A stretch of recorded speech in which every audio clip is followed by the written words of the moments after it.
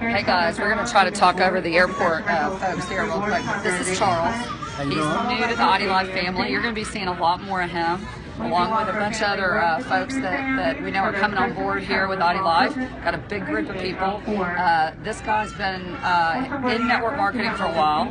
But tell them your story, Charles. So I came over for another company, like she just said, and I've been in ID Life for less than 30 days. In 28 days, I am diabetic, so 28 days of being on the ID nutrition, went back to my doctor visit, and he took me off of my insulin, off of metformin, off of all of my meds, just from 28 days of being on ID nutrition. So I'm in love with this company, and I'm telling the world, not just about a business, but about something that'll change your life. It's going to change the world when it comes to medication. Yeah, absolutely, and supplements.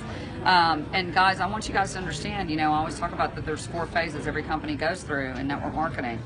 We had formulation, concentration, momentum, and stability. Formulation's over. This is concentration time. He's part of a huge group.